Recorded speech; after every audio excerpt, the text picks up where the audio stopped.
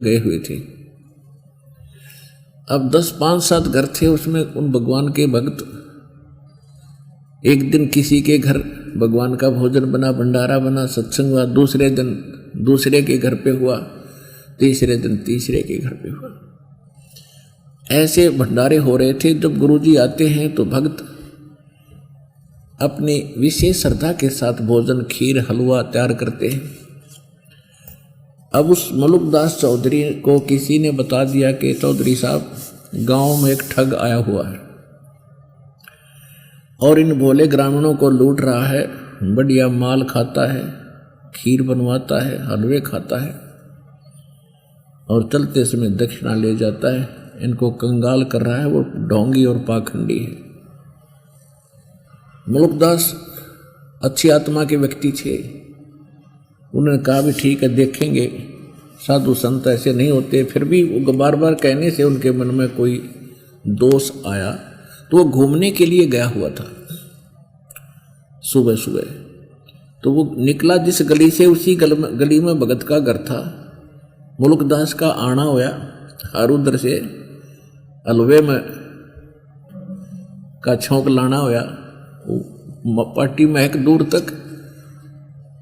मुल्कदास ने पूछा झांक के, भाई क्या हो रहा है, कैसे हलवे बन रहे तुम्हारे वक्त? तो उन्होंने कहा जी हमारे गुरुजी आए हैं, हम भंडारा कर रहे हैं, आप भी आइयो चौधरी साहब।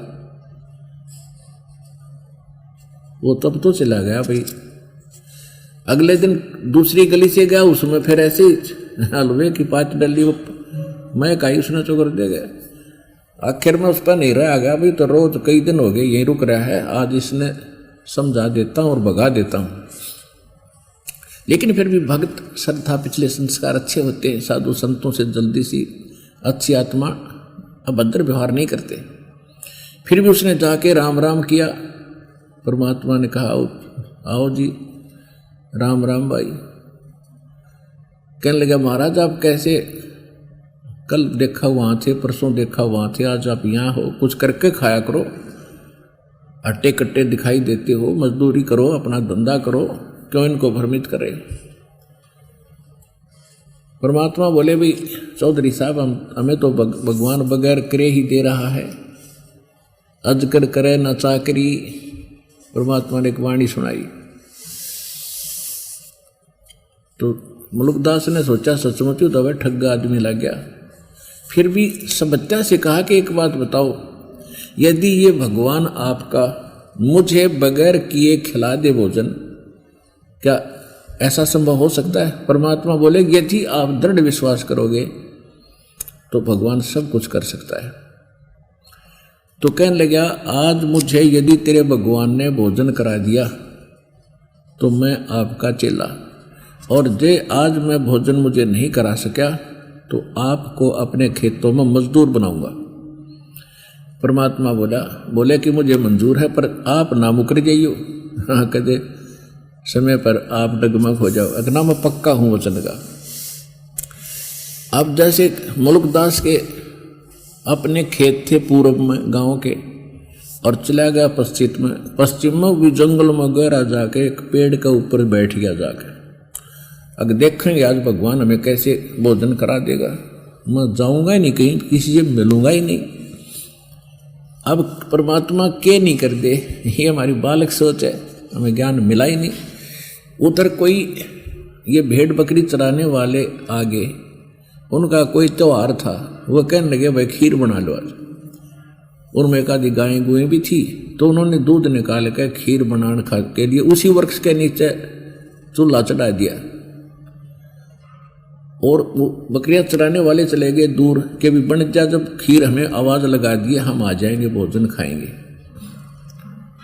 उधर से क्या हुआ कि डाकुओं की मंडली आ गई घोड़ों पर सवार होकर, और खीर बनाने वाले ने देख ली कि वो धूल उठ रही है दूर से, ये धूली जो उठ रही है, उसको मालूम होता था कि इस तरह डाकू लोग आते हैं और यहीं से रास्ता जाता है, यहीं से आएंगे। वो छोड़ के खीरनर भाग गया अपने साथियों के पास। अब वहां आकर वो रास्ते के गुजरे तो उन्होंने देखा डाकुओं ने कि अभी यहाँ कोई खाने पीने की वस्तु बन रही है, रोको। वो सारे उड़ के उस्ताद ने पूछा क्या है इसमें देखो, उनके हेड ने पूछा, उसने उठाकर देखा जी खीर है, कतीता जी बनन लग रही है। तो सारे उतर लिए घोड़ों पर से, भूख लग रही है, खीर खाओगे पहले। तो उनमें से एक कहने लगा भाई पहले ये देख लो कोई जालसाजी ना हो, इसमें कोई जहर मिला गया विष और सारे मर जाए, पहले किसी पशु पक्षी को खिला के देख लो थोड़ा। तो उन्होंने सोचा भी बनाने वाला डर के भाग कर कहीं छुपा होगा, गया कहाँ होगा, इधर उधर देखा, फिर एक ने देखा कि वो ओछ बैठा ऊपर, उसका कहने लगे वो बैठा ऊपर।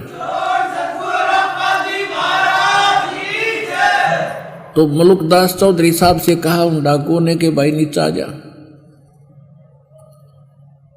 अब उसने ना पता था डाकू है नीचे, ये नो बोला ना आऊं, नीचे नहीं आऊं मैं।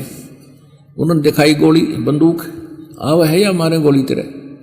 तब उसका समझ माइए तो कोई ओपरे आदमी है भाई, सीधे आदमी को नहीं। फिर नीचे उतरा टुप देसी, और उस एक ढक्कन था उसका पात्र था, उस पर खीर डाल दी अच्छी सी, ठंडी सी कर दी, अखा है इसको।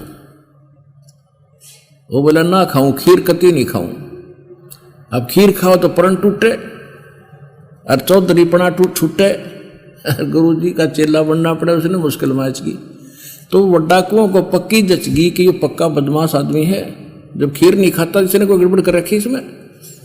वो 2-4 लात मारी, 2-4 मुक्के जबरदस्ती खिलाई, खा।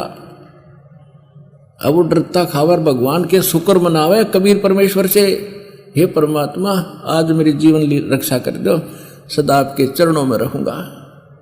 परमात्मा ने मरोड़ काटनी आवे है हमारी।